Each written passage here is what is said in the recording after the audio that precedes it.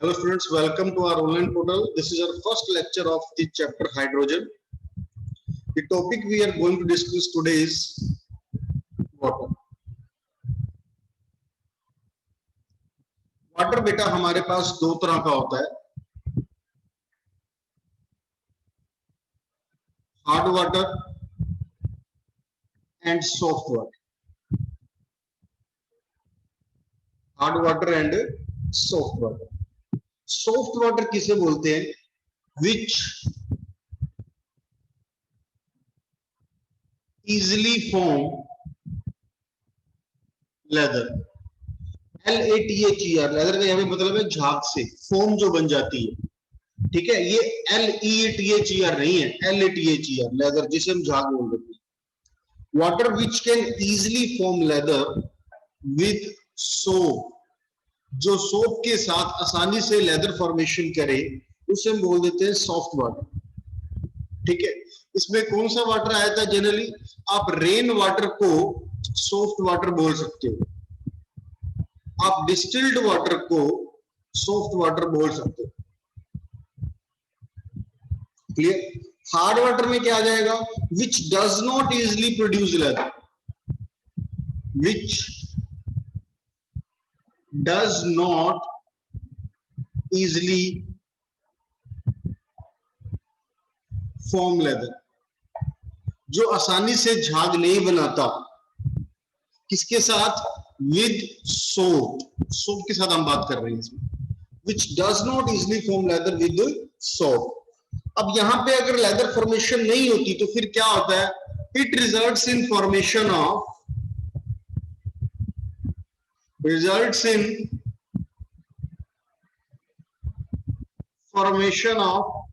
Precipitate. PPT बना देते हैं. पीपीटी बन के वाटर जो है बस नीचे सेटल डाउन हो जाता है सोप के साथ मिलके, लेदर फॉर्मेशन नहीं करता. ऐसे वाटर को हम क्या बोल देते हैं? Hard water. जनरली जो हम मोटर की हेल्प से अर्थ से वाटर जो एक्सट्रैक्ट करते हैं, हम धरती से जो पानी निकालते हैं मोटर की हेल्प से, उसका नेचर हार्ड वाटर ही होता है. अब ऐसा क्यों होता है कि ये हार्ड वाटर की अलग प्रॉपर्टी है, सॉफ्ट वाटर की अलग प्रॉपर्टी है, एक में लेदर फॉर्मेशन आसानी से हो रही है, एक में नहीं हो रही? किस वजह से? इनमें डिफरेंस क्या है? बेसिक डिफरेंस क्या है? तो देखिए, the hardness of water,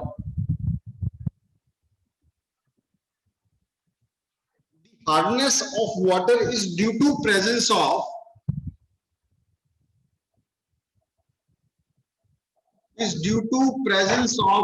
soluble salt.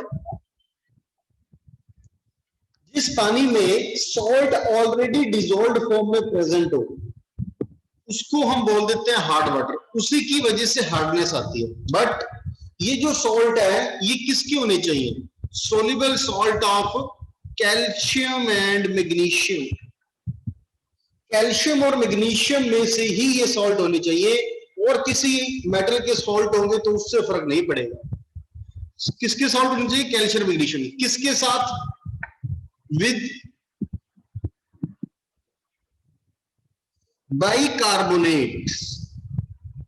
या तो कैल्शियम और मैग्नीशियम जो है वो बाइकार्बोनेट्स बनाए, क्लोराइड्स, या वो क्लोराइड्स बनाए, और सल्फेट, या फिर वो सल्फेट बनाए. ये तीन ही ऑप्शन है. कैल्शियम और मैग्नीशियम जो प्रेजेंट है वो भी किस फॉर्म में होना चाहिए? It can be in the form of bicarbonate, chlorides और सल्फेट्स. अगर कैल्शियम और मैग्नीशियम इनके साथ प्रेजेंट है वाटर में, इनमें से किसी भी एक के साथ, तो आपका वाटर को हम हार्ड वाटर कंसीडर करेंगे. क्लियर? अब ये जो हार्डनेस होती है इसको भी बेटा हमने अलग अलग टाइप्स के अंदर डिवाइड किया. Types of hardness.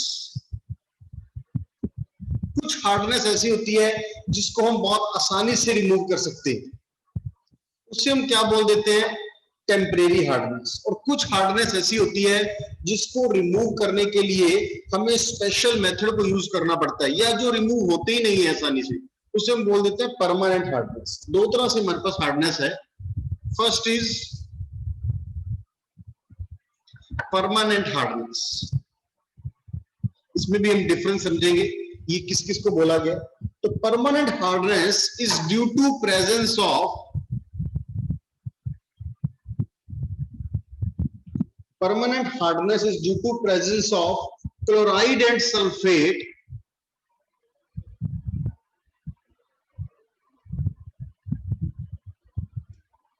due to presence of chlorides and sulfates of calcium and magnesium. कहता अगर क्लोराइड और सल्फेट प्रेजेंट है, किस फॉर्म में?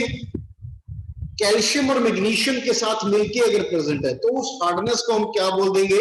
Permanent hardness. Clear?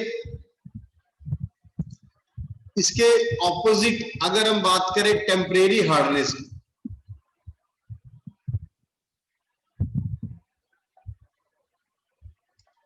Temporary hardness, it is due to the presence of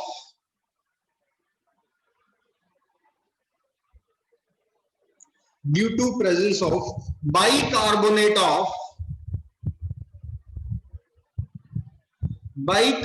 of calcium and magnesium। Calcium और magnesium की bicarbonate की वजह से जो हार्डनेस प्रेजेंट होगी उसे हम क्या बोलते हैं? Temporary hardness. ठीक है, अब आप याद कीजिए, पीछे आपने ये तीन चीजें मेंशन की थी, whether it is bicarbonated form, chloride form और सल्फेट फॉर्म, ये तीन चीजें मेंशन की थी हमने। अब इसके अंदर क्या इनको डिस्टिंग्विश कर दिया, अगर क्लोराइड और सल्फेट की फॉर्म में प्रेजेंट है हार्डनेस तो परमानेंट होगी, और अगर बाइकार्बोनेट की फॉर्म में प्रेजेंट है तो फिर वो कैसी होगी? टेम्परेरी। अब अगर आप इन हार्डनेस को रिमूव करना चाहते हो, मतलब हार्ड वाटर को अगर आप सॉफ्ट वाटर में कन्वर्ट करना चाहते हो, तो उसके लिए हमारे पास अलग अलग मेथड है। टेम्परेरी के लिए अलग है, परमानेंट के लिए अलग है। तो सबसे पहले हम बात करते हैं टेम्परेरी हार्डनेस। तो first is methods to remove hardness. Hardness को रिमूव करने की क्या क्या मेथड हो सकते हैं? और अगर आप बात करें रिमूवल ऑफ टेम्परेरी हार्डनेस, दोनों के लिए अलग अलग मेथड होंगे। टेम्परेरी के लिए अलग मेथड होगा, परमानेंट के लिए अलग। रिमूवल ऑफ टेम्परेरी हार्डनेस, इसमें जो फर्स्ट पॉइंट है that is by boiling. Temporary hardness को आप बॉयल कीजिए, मतलब आप जो हार्ड वाटर है जिसमें टेम्परेरी हार्डनेस प्रेजेंट है, इसको आप बॉयल कीजिए for approximately 15 minutes. Approximately 15 minutes के अगर इसे बॉयल करेंगे तो जो बाइकार्बोनेट है जिसकी वजह से टेम्परेरी हार्डनेस है वो डिकम्पोज हो जाएगा। जैसे मैं यहाँ पे रिएक्शन की फॉर्म में बताता हूँ, मान लो आपके पास कैल्शियम बाइकार्बोनेट प्रेजेंट है, आपने क्या किया, इसको हीट किया, बॉयल किया 15 मिनट्स के लिए, तो ये किसमें डिसोशिएट हो जाता है? It dissociates into calcium carbonate, carbon dioxide and water. इस फॉर्म में डिसोशिएट हो जाएगा। अब इसमें आपने क्या किया, देखो बाइकार्बोनेट को आपने चेंज कर दिया कार्बोनेट, कार्बन डाइऑक्साइड और वाटर।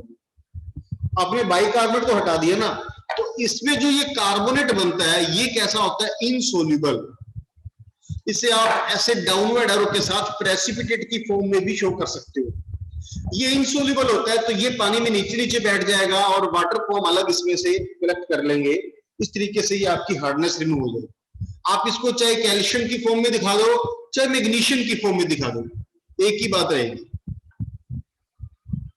हीट किया तो यहाँ मैग्नीशियम कार्बोनेट आ जाएगा, अगेन ये प्रेसिपिटेट की फॉर्म में रहेगा, इनसोल्यूबल ही रहेगा, और CO2 और वाटर आपका अलग से इकट्ठा हो जाएगा। So this is the first method for removal of temporary hardness. Second की अगर मैं बात करूं इसमें, by adding lime, लाइम को ऐड करके भी आप ऐसा कर सकते हो, और इसको हम क्या बोलते हैं? This is Clark's method. हम क्या बोल देते हैं? क्लार्क्स मेथड बोल देते हैं। लाइम से यहां पे हमारा क्या मतलब है? कैल्शियम हाइड्रोक्साइड से। लाइम से हमारा मतलब क्या है, यहाँ पे कैल्शियम हाइड्रोक्साइड। ठीक है, अब देखिए इसके अंदर भी एग्जांपल देता हूँ। सपोज आपके पास वाटर के अंदर टेम्परेरी हार्डनेस थी, मतलब कैल्शियम बाइकार्बोनेट की फॉर्म में प्रेजेंट था, इसके अंदर आपने लाइम ऐड किया, मतलब आपने कैल्शियम हाइड्रोक्साइड को आपने इसमें ऐड कर दिया, क्या बन जाएगा ऐड करने से? CaCO3, calcium carbonate and water. ये प्रेसिपिटेट की फॉर्म में कैल्शियम कार्बोनेट बन जाएगा along with water. Similarly magnesium bicarbonate जो है, इसके अंदर आपने लाइम ऐड किया, दैट इज कैल्शियम हाइड्रोक्साइड, ये भी क्या बना देगा? Magnesium carbonate along with water. ये आपके पास कार्बोनेट प्रेसिपिटेट की फॉर्म में नीचे सेटल डाउन होता रहेगा और हम वाटर को इसमें अलग से इकट्ठा करते रहेंगे। इसमें जो साथ में कैल्शियम कार्बोनेट भी बनता है, क्योंकि यहाँ कैल्शियम भी था ना साथ में, तो इसमें यहाँ पे कैल्शियम कार्बोनेट मैग्नीशियम कार्बोनेट दोनों सेटल डाउन होंगे। क्लियर?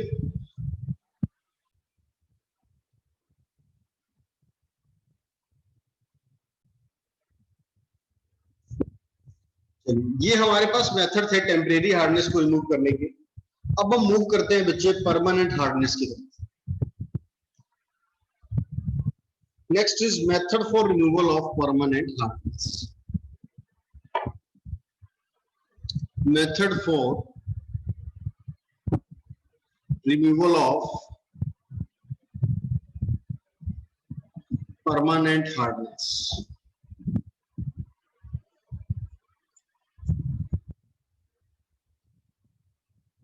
फर्स्ट मेथड इसके अंदर जो हमारे पास है, that is by adding washing soda.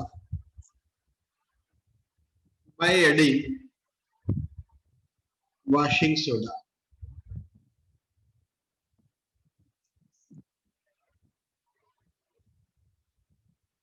आप फॉर्मूला की फॉर्म में लिख सकते हो, हाइड्रेटेड फॉर्म में नहीं, इसको आपने डीहाइड्रेटेड फॉर्म में लिखना है, that is sodium carbonate.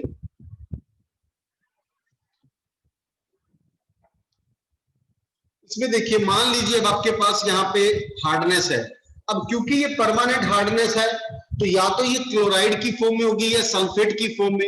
Example मान लो मैं पहले सल्फेट की फॉर्म में लेता हूँ, इस फॉर्म में आपके पास हार्डनेस प्रेजेंट थी, आपने इसके अंदर सोडियम कार्बोनेट को ऐड किया।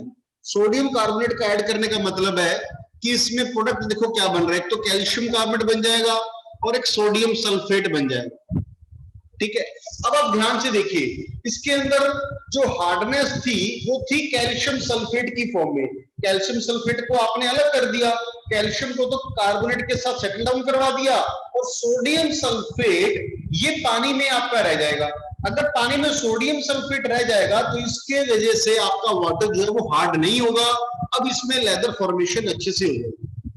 ठीक है, दूसरी ऑप्शन कि परमानेंट हार्डनेस तो क्लोराइड की वजह से भी हो सकती है, मैग्नीशियम की वजह से भी हो सकती है। तो यहाँ पे दूसरी एग्जांपल ले लेते हैं। मान लो हार्डनेस मैग्नीशियम क्लोराइड की फॉर्म में है, इसमें आपने वॉशिंग सोडा ऐड किया, सोडियम कार्बोनेट आपने ऐड किया, क्या बन जाएगा?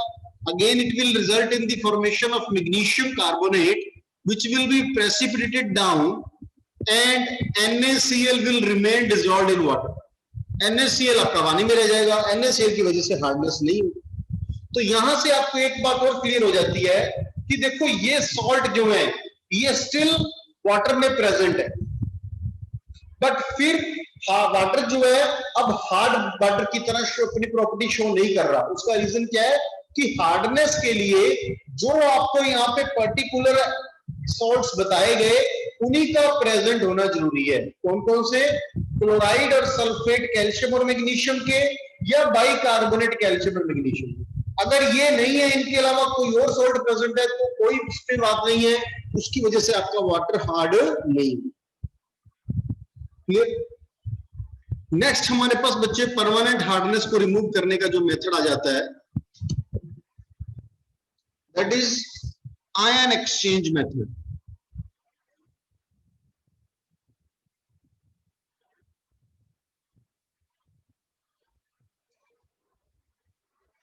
Ion exchange method. इसके अंदर बच्चे क्या है, हम देखो नेम से ही क्लियर हो रहा है, जिस आयन की वजह से आपका वाटर हार्ड बन रहा है उस आयन को हम एक्सचेंज कर देंगे। ठीक है, एक्सचेंज तो हम कर देंगे उसको, पर एक्सचेंज करने के लिए हमें एक्सचेंजर की जरूरत पड़ेगी जिससे आप एक्सचेंज करोगे। तो उसके लिए हमारे पास अलग अलग टाइप्स होती हैं। ये भी हमारे पास दो तरह का है, it is of two types. Ion exchanger जो है ये भी हमारे पास दो तरह के होते हैं। First is inorganic cation exchanger,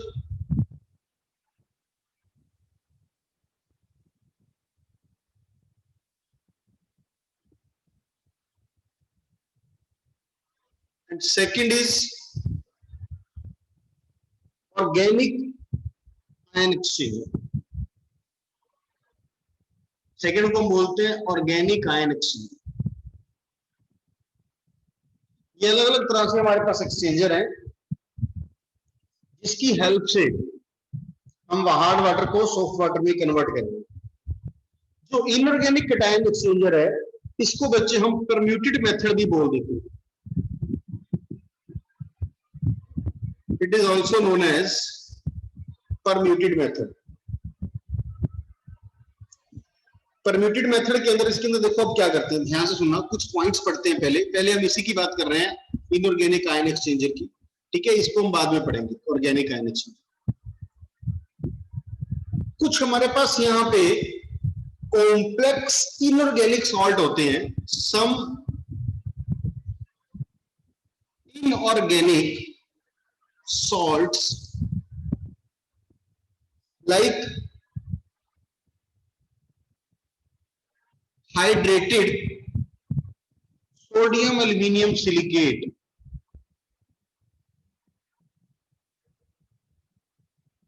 hydrated sodium aluminum silicate, जिसको फॉर्मूला की फॉर्म में आप क्या लिख सकते हो, Na sodium, Al aluminium, silicates SiO4.3H2। This is sodium aluminum silicates। ये हमारे पास कैटायन एक्सचेंजर के अंदर हम इसको यूज करेंगे। इसी को हम बच्चे परम्यूटेड भी बोल देते हैं और जियोलाइट्स भी।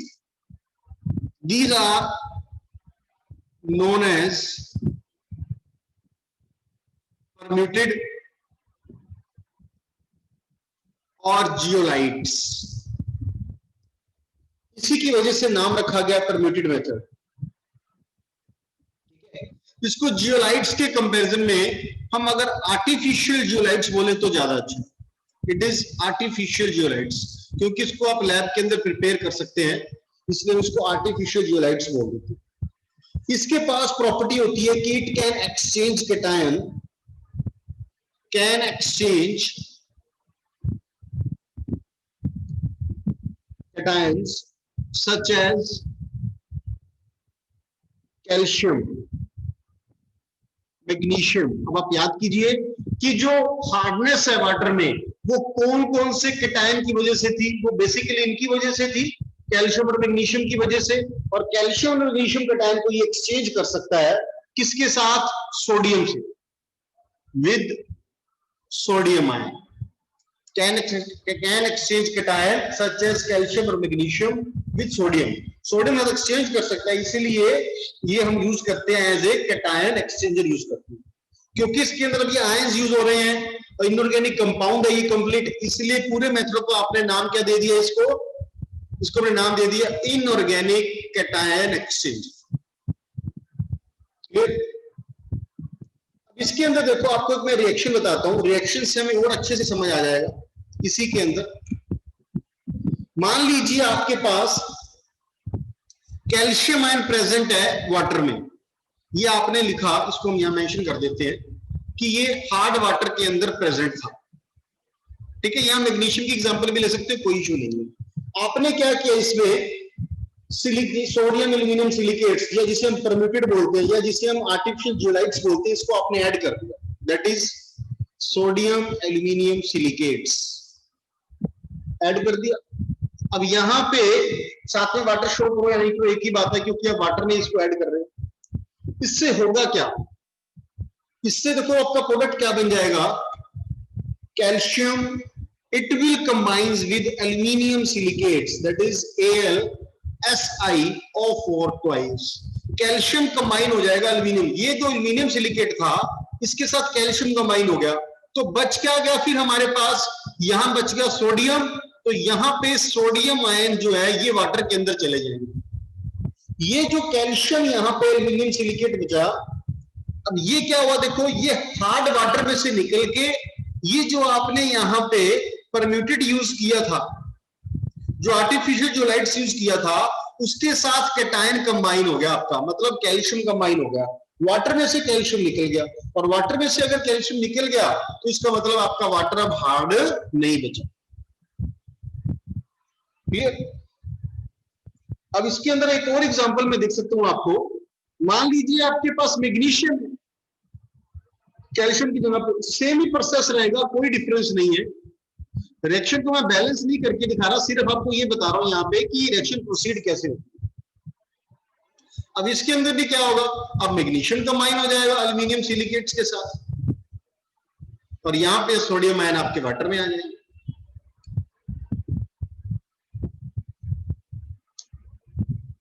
क्लियर? तो इस तरीके से बच्चे आप लोग ये परमानेंट हार्डनेस को भी रिमूव कर सकते हो, जिसके हमारे पास ये अलग अलग मेथड्स हैं जो हमने आज डिस्कस किए। आई होप यहां तक सभी को क्लियर हो गया होगा। ठीक है, इतना आप लोग पढ़िएगा, एक लेक्चर और लगेगा बस हमारा इसमें, one more lecture and hydrogen will be completed.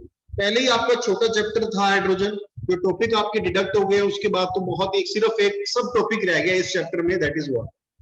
Okay.